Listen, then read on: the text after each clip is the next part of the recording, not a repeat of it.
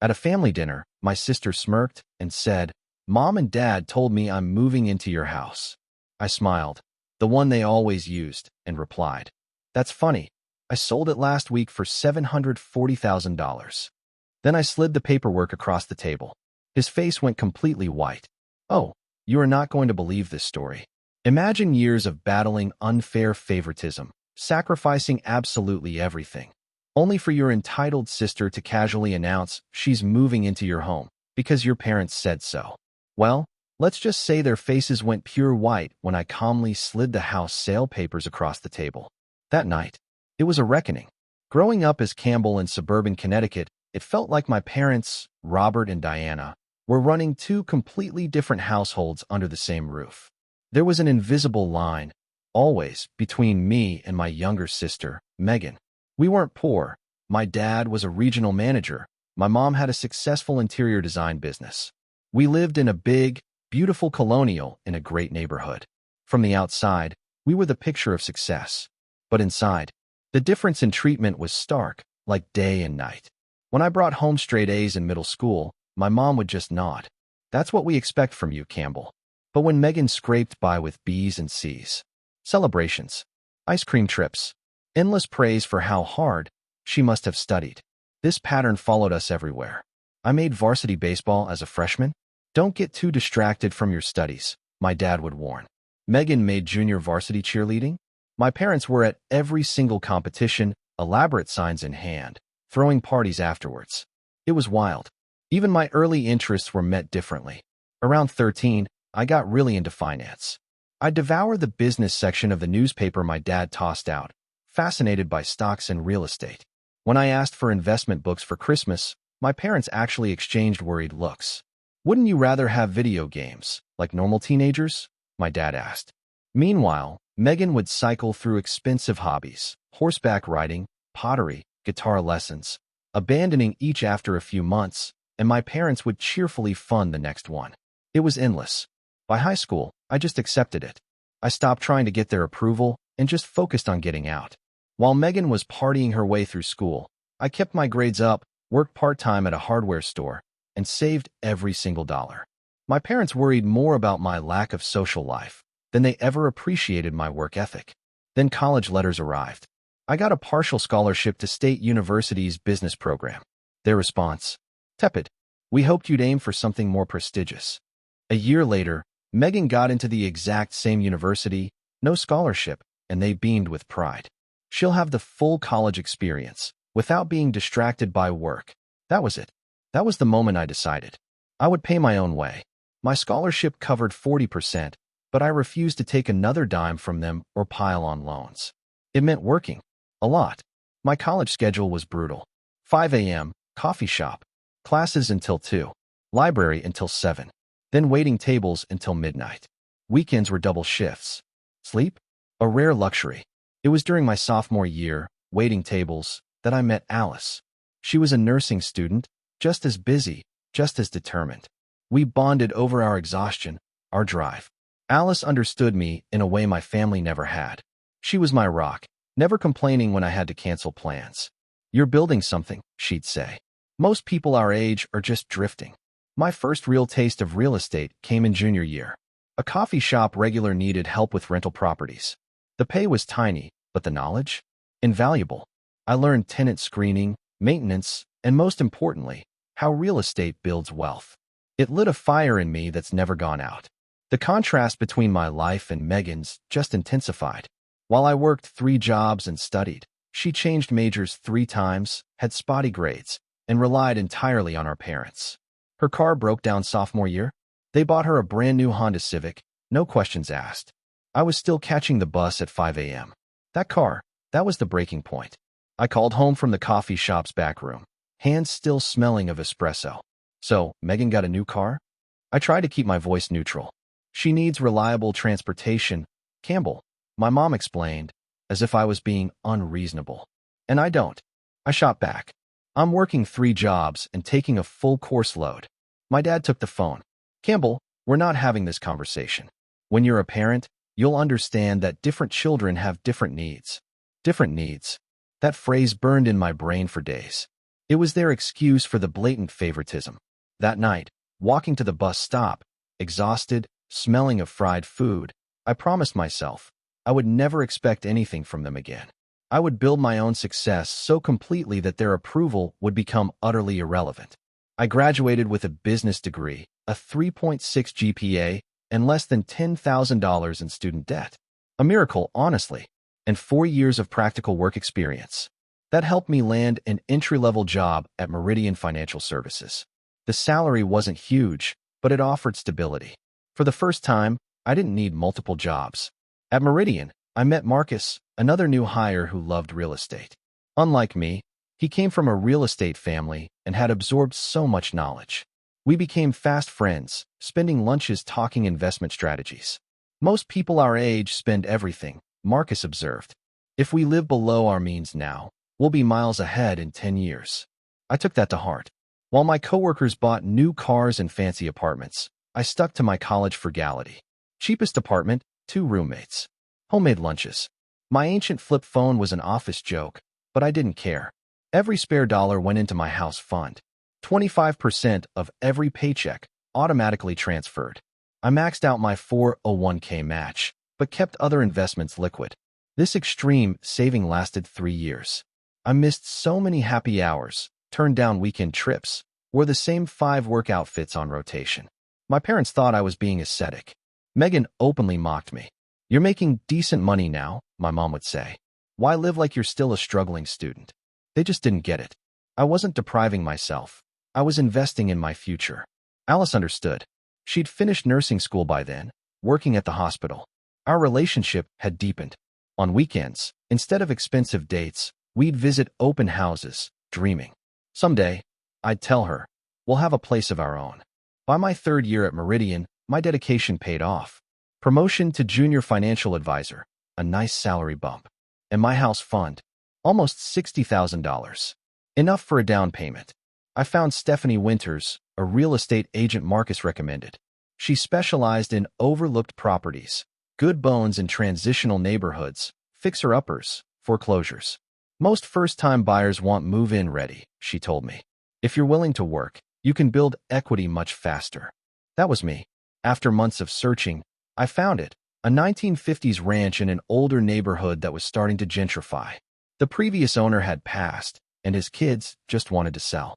It needed serious cosmetic updates, but the inspection was solid. New roof, updated electrical. Asking. Price, $240,000. I offered $220,000. We settled at $230,000. With my $60,000 down payment, my mortgage payments were barely more than my old rent. The day I got the keys, one of the biggest moments of my life. I stood alone in that empty living room, sunlight streaming through dusty windows, feeling a sense of accomplishment no academic award had ever given me. This was tangible, real, something I had built piece by piece. That night, I invited Alice, Marcus, and a few friends. We sat on the floor, eating pizza, drinking cheap champagne out of plastic cups. No furniture, just possibility. To Campbell, Marcus toasted. The first of us to make the leap. I was so proud. I had to share with my family, despite everything. That weekend, I invited my parents and Megan to see the house, hoping for some genuine approval. They arrived an hour late. My dad circled the living room, eyes critical, pointing out the dated kitchen cabinets. My mom made polite, strained comments about potential, the same tone she used for clients with tiny budgets. Megan just smirked at the harvest gold bathroom. "It's certainly a starter home," my mom said, emphasizing starter. Emphasis on starter. As if to remind me this wasn't a real achievement. "The area's up and coming," I explained. "Property values are up 15%. My dad shrugged. "Well, everyone has to start somewhere." Megan's looking at apartments downtown, much more convenient. I didn't bother mentioning Megan's downtown search was fully funded by them. They stayed less than 30 minutes before rushing off. As their car pulled away, I felt that familiar mix of disappointment and anger. But this time, it was different. Standing on the porch of my own home, bought with my own money, I realized their approval had finally lost its power. A week later, I hosted a real housewarming, with friends who genuinely celebrated me. Alice helped arrange the secondhand furniture. Marcus brought tools, ready to help. My supervisor, Trevor Blackwell, brought expensive scotch and talked about real estate.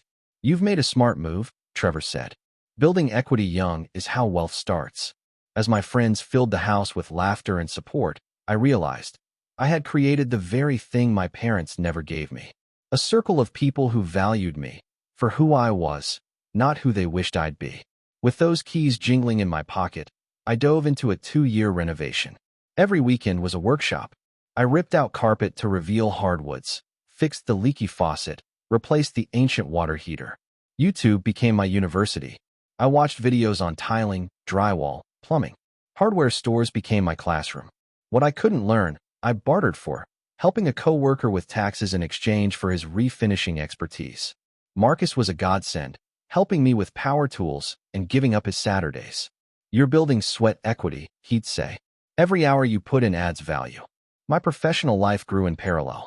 Trevor at Meridian noticed my work ethic. 18 months after buying the house, I was promoted to financial advisor with my own client portfolio and another salary bump.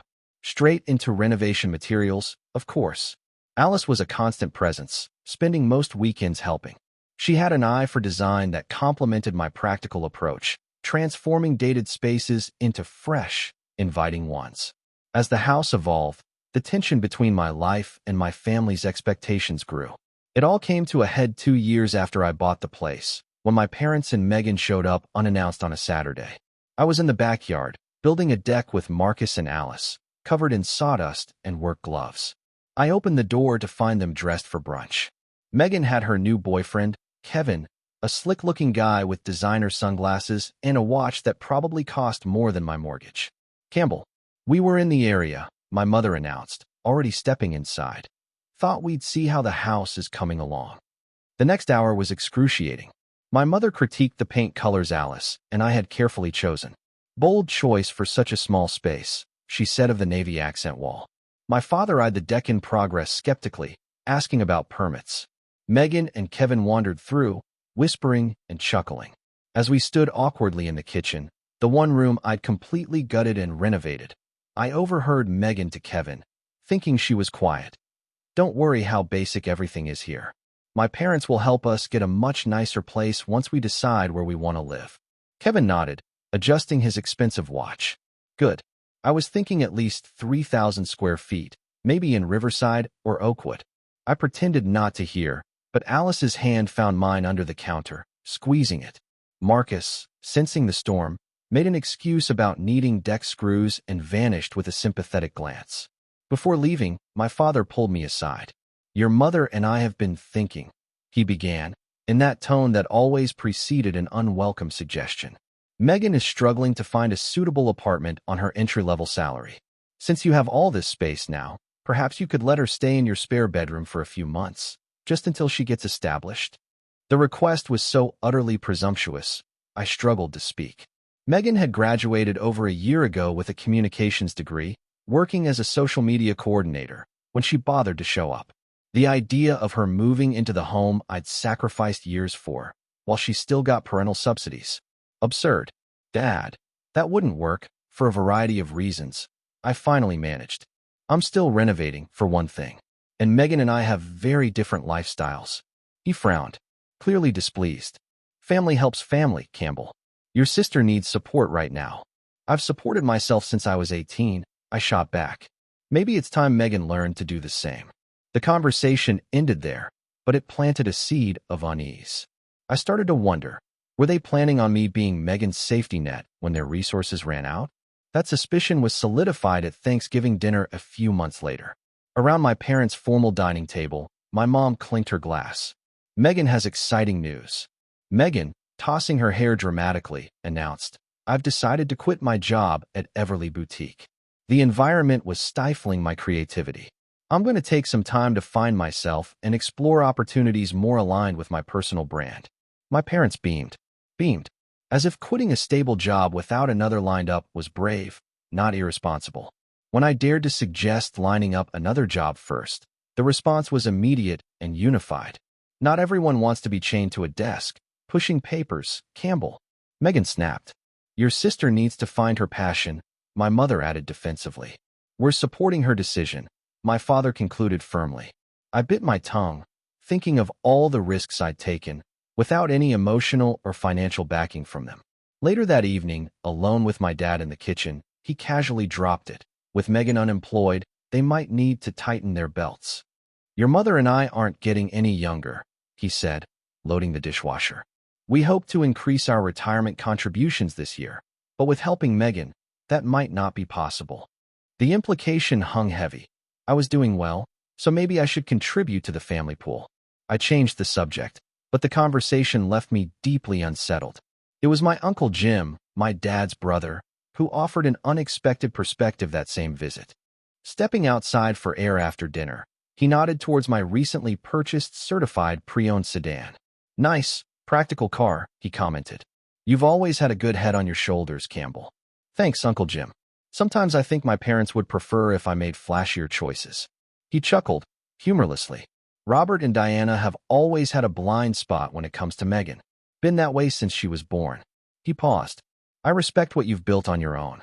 Not many young people would have your discipline.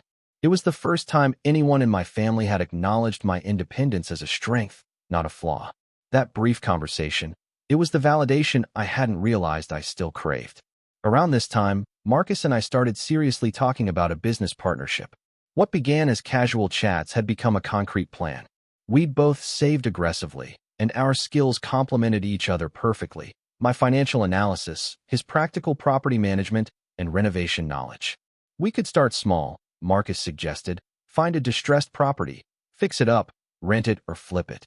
The idea was electrifying, but I was cautious. Let me finish getting this place where I want it first, I told him. Then I'll be ready. Little did I know, external factors were about to accelerate everything. The catalyst for the next chapter of my life arrived unexpectedly during a quarterly performance review. Trevor, my supervisor, had always been supportive. But that afternoon, he closed his office door and spoke with unusual directness. Campbell, I've been watching your work, especially your interest in real estate portfolios, he began. There's something happening in the market that might interest you personally.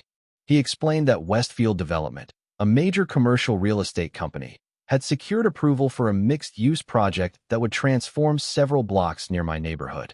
They're quietly acquiring residential properties at premium prices, well above market value. Keeping it low profile to avoid speculation, Trevor explained, sliding a brochure across his desk. But as someone who lives in the target area, you should know, your property might be worth substantially more than you realize. That evening, I called Marcus from the office parking garage, too excited to wait. We met at my house immediately, spreading the development plans across my dining room table. Retail on the ground floor, luxury apartments above, a boutique hotel, Marcus noted, tracing the schematics. Your house sits right in the acquisition zone. We spent hours researching Westfield's projects, confirming their legitimacy. This wasn't a speculative venture. They had a 20-year track record. If they're offering above market prices, Marcus concluded, you could be looking at a substantial windfall. But you need to be strategic. The opportunity was exhilarating, but it hit me with an ethical dilemma. I'd poured my heart and soul into this house. Each room was countless weekends, problem-solving, small victories. It wasn't just property. It was the physical manifestation of my independence. That night, after Marcus left, I sat on my back deck with Alice, sharing a bottle of wine, explaining everything. What do you think?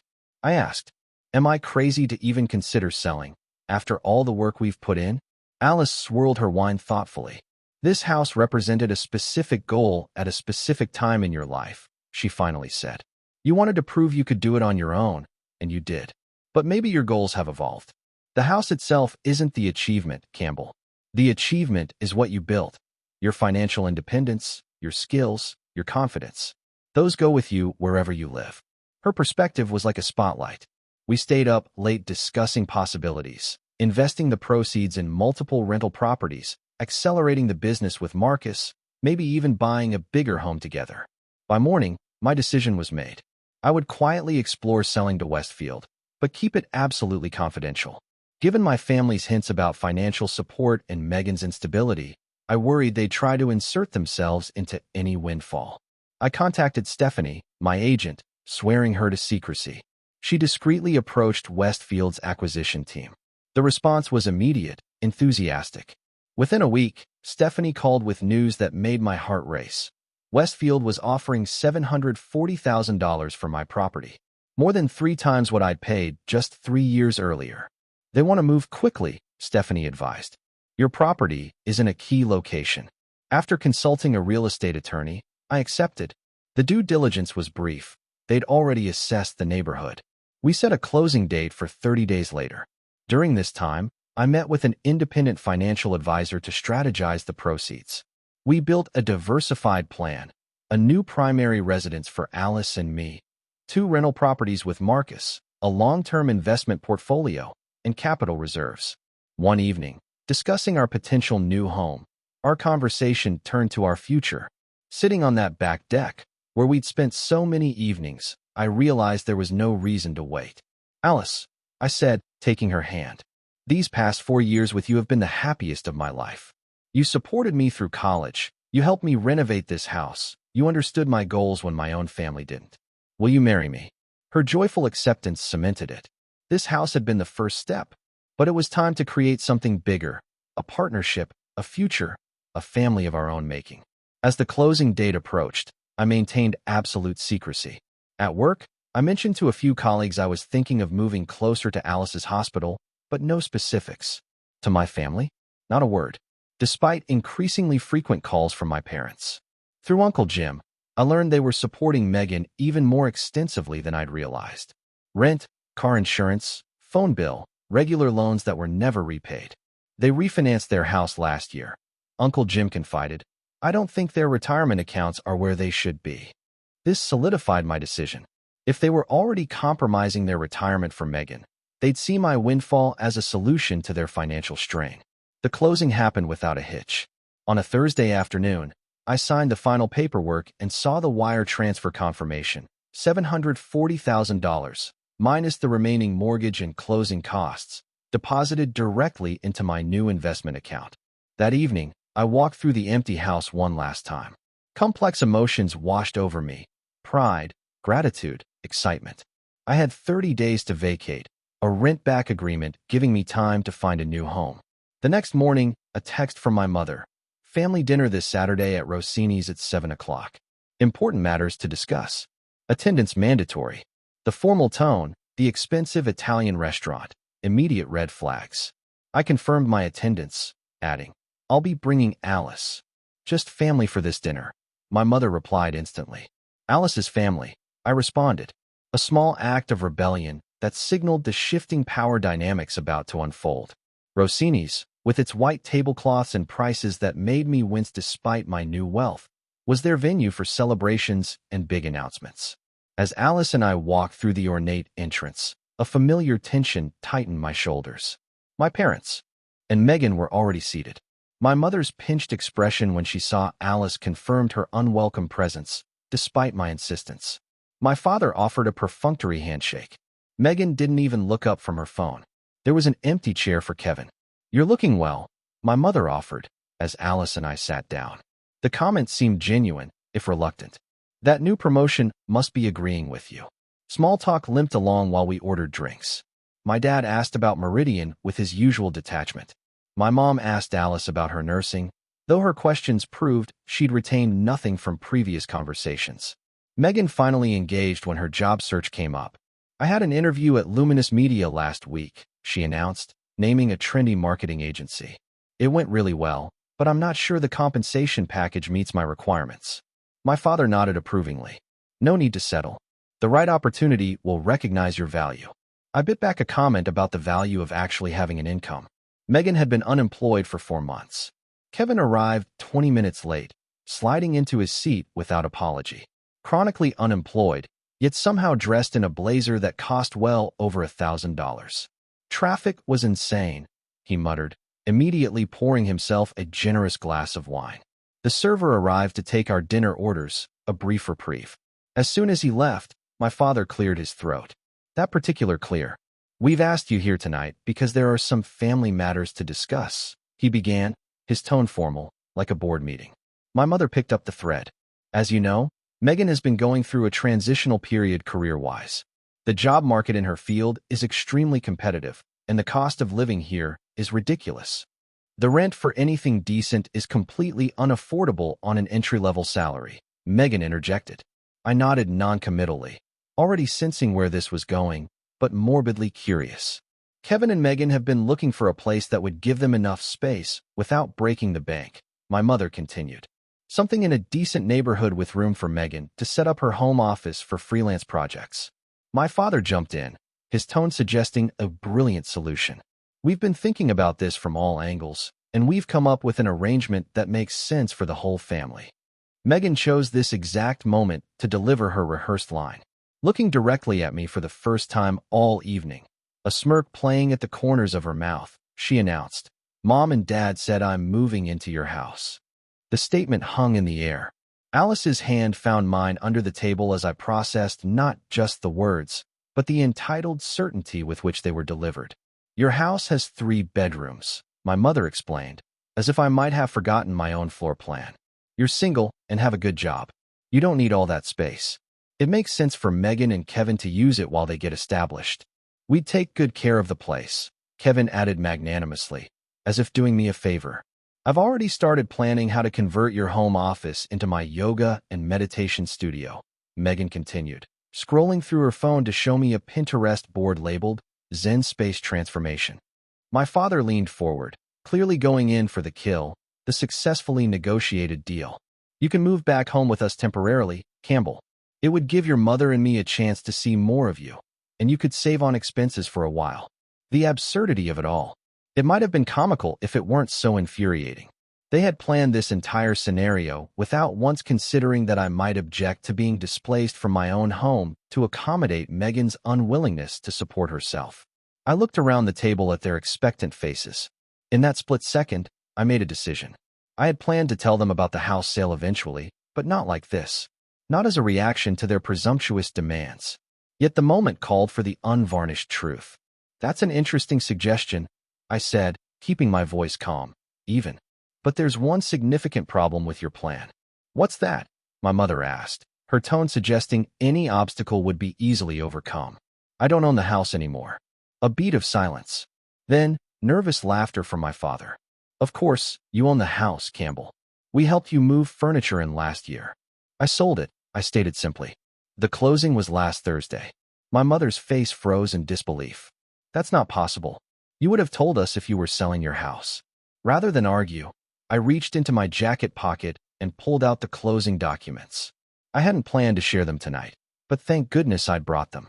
I slid the papers across the table. The bold settlement statement heading was clearly visible at the top, along with the sale price, $740,000. My father's face drained of color as he stared.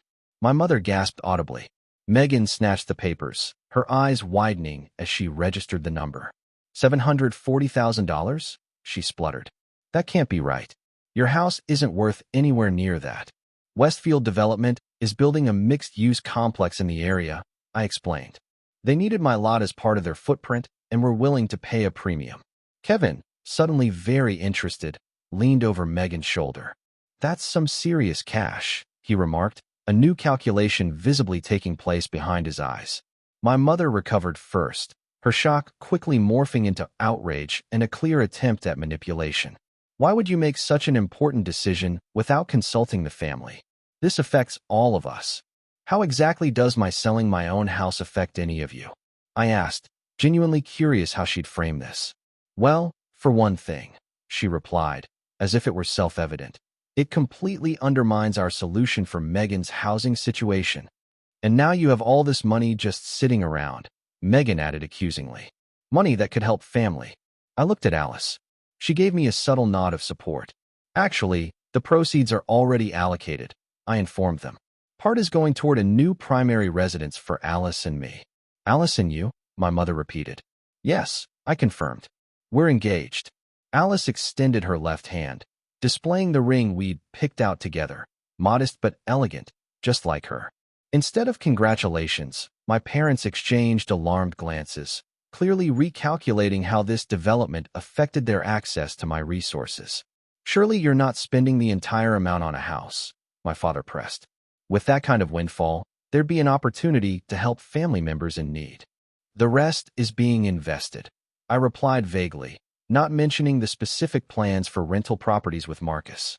Kevin, who never had a subtle bone in his body, cut to the chase. Look, I've been developing some business concepts that just need initial capital. With your financial background and my creative vision, we could partner on something really groundbreaking. What kind of business concepts? I asked, already knowing there'd be no coherent answer. Disruptive tech, mainly. Apps that connect consumers with experiences. I have wireframes mocked up and everything. His vague response confirmed my suspicions. My father, sensing the conversation slipping from their control, tried to reassert authority. Campbell, I think we need to have a serious discussion about family responsibility.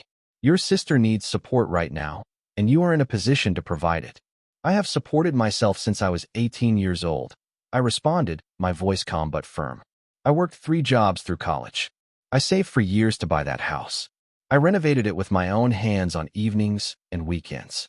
At no point did anyone in this family offer to help me. That's because you didn't need help, my mother interjected. You've always been self-sufficient. And Megan has always been dependent, I countered. Have you ever considered that by constantly rescuing her, you're preventing her from developing the skills she needs to support herself? Megan's face flushed with anger. Just because you have some pathological need to prove yourself doesn't mean everyone has to struggle unnecessarily. Family is supposed to help family. I agree completely, I replied. Family should help family. But help doesn't always mean financial bailouts. Sometimes, real help means encouraging independence and personal responsibility. My father's expression hardened. So you are refusing to assist your sister after your windfall? That seems remarkably selfish. The accusation might once have wounded me deeply, but that evening, surrounded by their transparent attempts to access my resources, it simply confirmed what I'd long suspected. In their eyes, my primary value to the family had become purely financial. I'm not refusing to assist Megan, I clarified. I'm refusing to enable continued dependence. There's a difference. My mother's eyes narrowed. And what about our retirement? Have you considered that supporting Megan has impacted our financial security? Do we not deserve some consideration after all we've done? From across the table, I caught Uncle Jim's eye.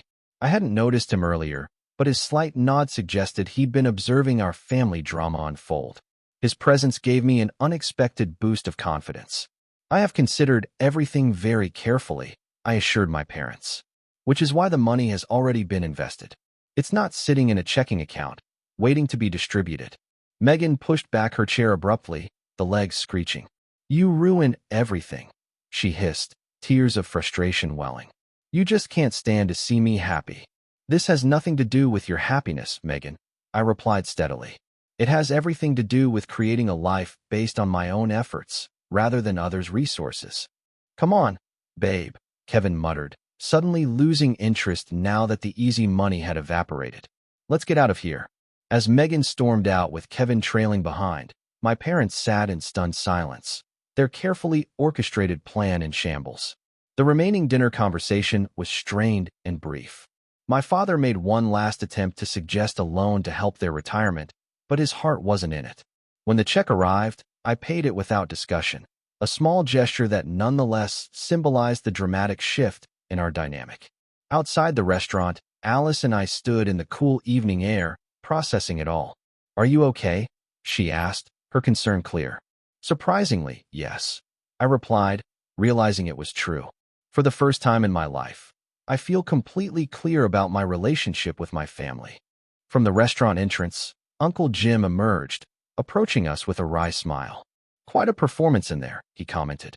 Been a long time coming, if you ask me. As we walked to our cars, I felt both the weight of years of family dynamics lift and the lightness of finally standing firmly in my truth. The road ahead might be complicated, but for the first time, I was navigating it entirely on my own terms. The days following that restaurant confrontation brought an avalanche of communication attempts. My phone buzzed constantly. Texts from my mother, ranging from guilt-inducing, I cried all night after dinner, to manipulative, your father's blood pressure is through the roof because of this stress. Megan alternated between angry accusations, you've always been jealous of me, and desperate appeals. I would help you if the situation was reversed. I responded minimally, acknowledging their messages without engaging with the emotional manipulation. Alice, with her healthcare background, offered valuable perspective. What they're doing is trying to pull you back into old patterns, she observed, as we sorted through moving boxes in our temporary apartment. Every time you refuse to react the way they expect, it disrupts the pattern. Uncle Jim became an unexpected ally. We met for coffee, and he shared insights that helped me process decades of confusion. Your father and I grew up with similar expectations from our parents, he explained. The difference is, I broke away early. Robert stayed in the pattern, and now he's recreating it with you and Megan. Did you know they refinanced their house to help support Megan? I asked. Uncle Jim nodded grimly. And it's not the first time.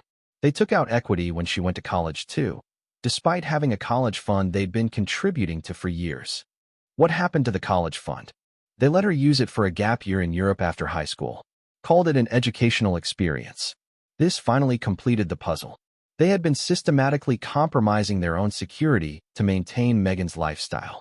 And now that resources were dwindling, they'd naturally looked to me, the financially stable family member, as the next source of support. 2 weeks after the confrontation, the situation escalated dramatically. My parents appeared unannounced at my workplace. I was in a client meeting when my assistant interrupted, saying my parents were in reception, refusing to leave. Embarrassed and furious, I excused myself and found them sitting stiffly, my mother clutching her designer handbag, my father with that stern expression he reserved for serious disciplinary conversations from my childhood. This is completely inappropriate. I hissed. I'm with a client. You've been avoiding our calls, my father replied, loud enough that heads turned.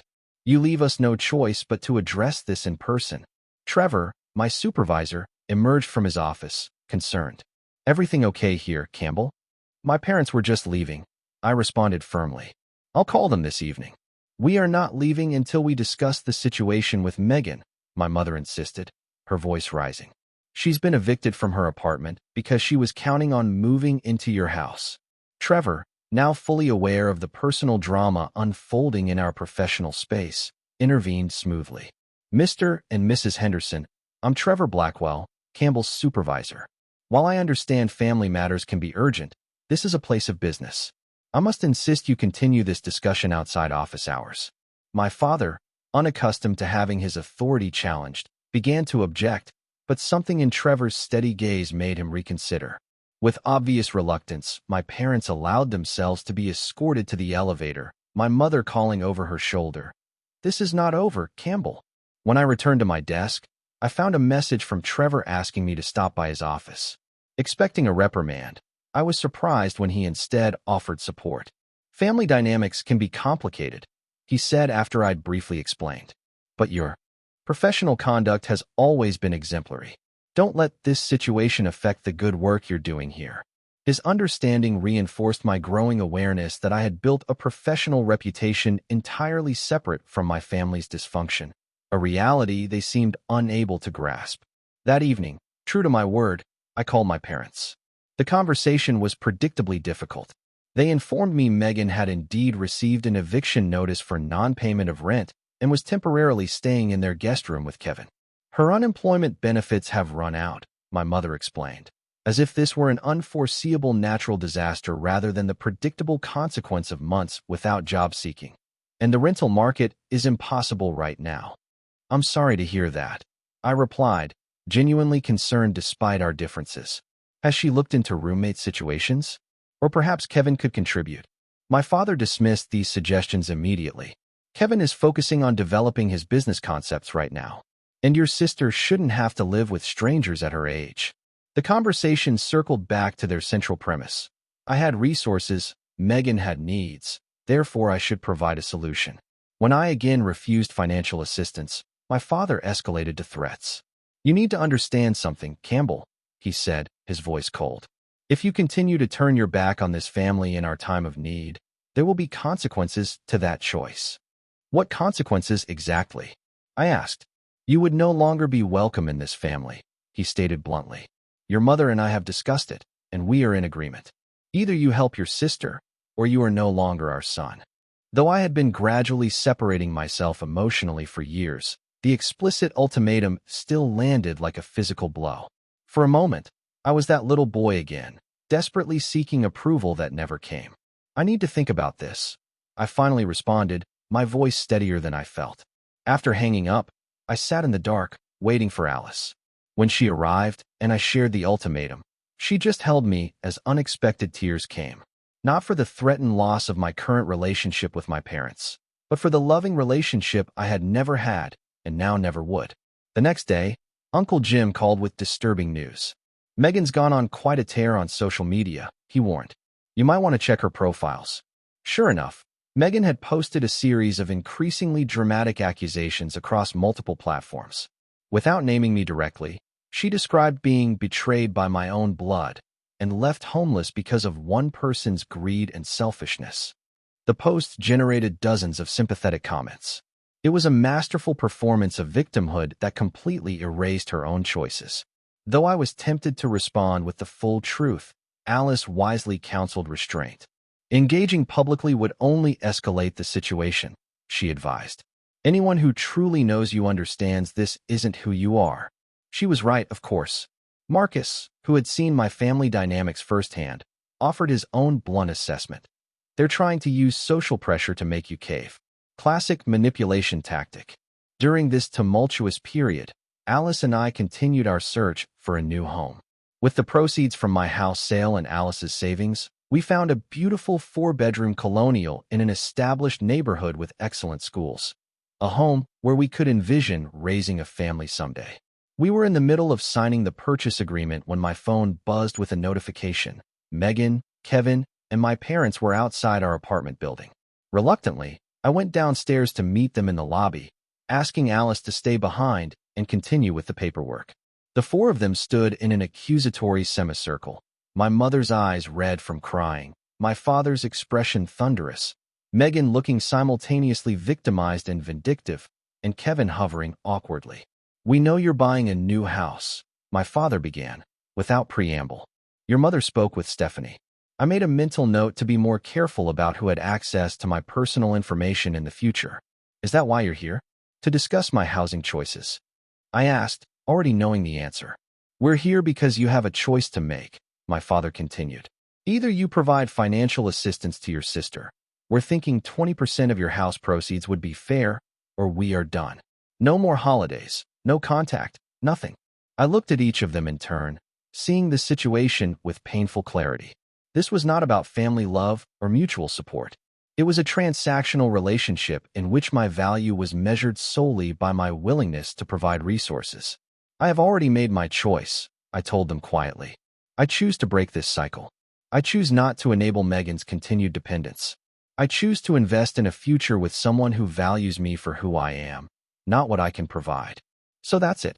my mother asked, tears spilling down her cheeks. "You choose money over family?" "No," I corrected her gently. "I choose health over dysfunction. I choose responsibility over enablement. And I choose my future family over patterns that have caused nothing but pain." Megan stepped forward, her face contorted with anger. "You've always been selfish. Always thinking you're better than everyone."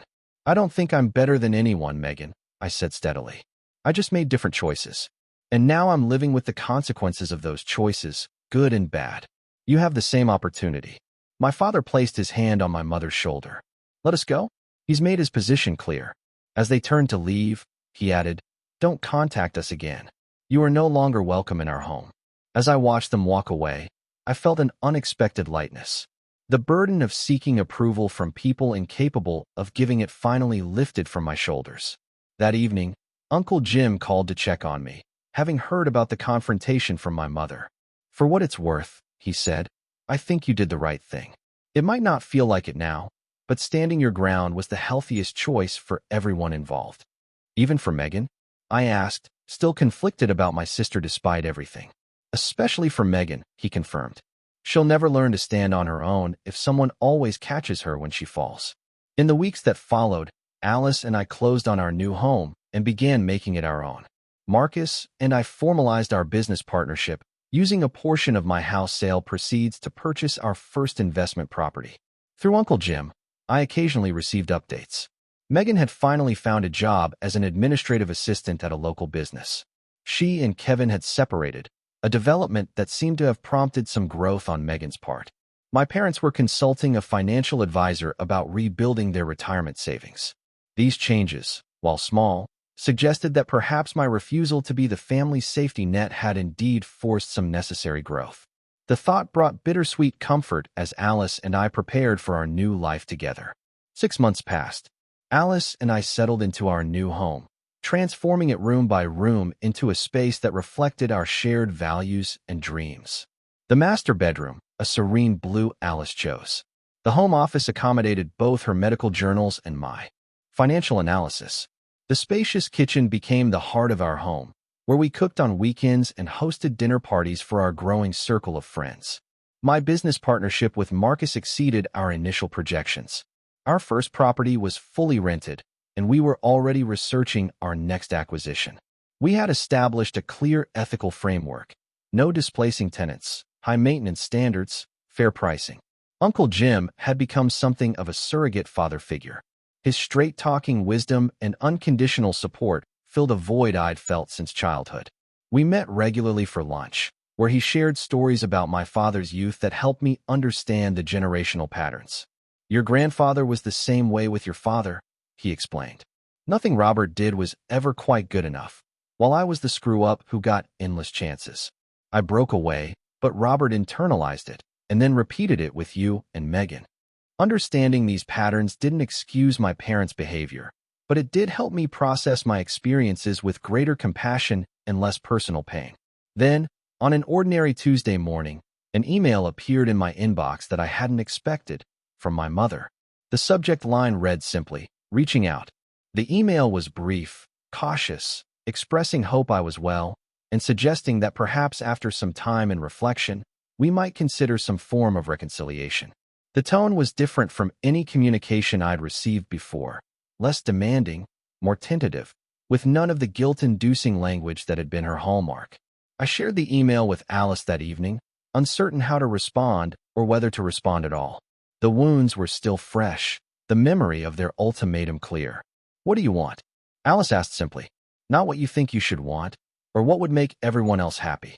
What would bring you peace?" It was a profound question that required several days of reflection. I realized that while I had no desire to return to the dysfunctional patterns of the past, I did feel an emptiness at the complete severance of family ties. Perhaps there was a middle path, a relationship with boundaries so clear and firm that they could not be breached. I crafted a careful response to my mother, expressing willingness for a tentative reconnection, but with explicit conditions: no financial discussions, no attempts to make me responsible for Megan's choices, and respect for Alice as my partner and equal. I made it clear that any violation of these boundaries would result in another complete break. 3 weeks later, we received an invitation to dinner at a neutral location. Uncle Jim agreed to attend as well, providing both moral support and a buffer. The dinner was awkward, but civil. My parents seemed smaller, somehow less intimidating than the towering figures of authority they had been throughout my life. My father's hair had grayed considerably. My mother's typically perfect appearance showed subtle signs of strain. They shared that Megan was still employed, now with a small promotion. She and Kevin had separated, a development that seemed to have prompted some growth on Megan's part. My parents were working with a financial advisor and had put their oversized house on the market, planning to downsize. "We've had to make some difficult adjustments," my father acknowledged, perhaps the closest thing to an admission of error I had ever heard from him. I shared appropriate updates about our lives, the new house, my work, Alice's recent certification.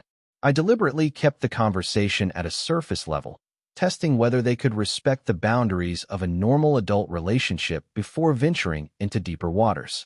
By the end of the evening, no dramatic reconciliation had occurred, but a small foundation had been laid for a new type of family relationship, one based on mutual respect rather than obligation or control. Over the following months, we established a careful pattern of occasional family gatherings, with clear beginnings and endings. I remained vigilant about boundaries, prepared to step back if old patterns emerged. To my surprise, my parents largely respected the new parameters, perhaps finally recognizing that the alternative was no relationship at all. Megan and I developed a cordial, if distant, relationship. The entitled sister of my youth had been replaced by a more subdued version who seemed to be slowly learning the connection between choices and consequences. We would never be close, but we could coexist peacefully at family events. The greatest healing, however, came not from these tentative family reconnections, but from the family Alice and I were creating together. Our wedding day, held in the garden of our new home with Marcus as my best man and Uncle Jim giving a toast that brought tears to my eyes, marked the beginning of a family built on mutual support, respect, and genuine love. To Campbell and Alice, Uncle Jim said, raising his glass, who teach us that the strongest foundations are built with our own hands, and that the most powerful act of love is sometimes simply standing in your truth. As I looked around at the gathered guests, friends from work, Alice's large and boisterous family who had welcomed me without reservation, Marcus and his girlfriend, and yes, my parents, sitting somewhat uncomfortably but present nonetheless, I felt a profound sense of peace. The house that had become the catalyst for so much conflict had ultimately been just a physical structure. The real achievement had been finding the courage to break generational patterns, to establish healthy boundaries, and to create space for authentic relationships to flourish. That night, after the last guest had departed and Alice and I stood alone in our kitchen, I shared this realization with her. The house they wanted to take became the boundary they could not cross, I reflected, and ultimately, the lesson they needed to learn. Alice nodded, understanding as she always did. "And what lesson did you learn?" she asked softly. "That my worth was never determined by their approval," I answered, "and that sometimes the greatest act of love is refusing to participate in patterns that harm both the giver and receiver." As we moved forward into our life together, I carried this understanding like a compass, guiding me toward healthier relationships and more authentic connections. The pain of being the less favored child would always be part of my story, but it no longer defined me. Instead, it had become the catalyst for building something stronger, healthier, and infinitely more valuable. A life of my own choosing, surrounded by people who valued me for exactly who I was. Have you ever had to set difficult boundaries with family members who didn't respect your independence? Let me know in the comments below. If this story resonated with you, please hit that like button and subscribe to hear more real-life stories about overcoming family challenges. Remember, sometimes the most difficult choices lead to the greatest personal growth. Thank you for listening, and I wish you the strength to stand firm in your own truth, whatever that may be.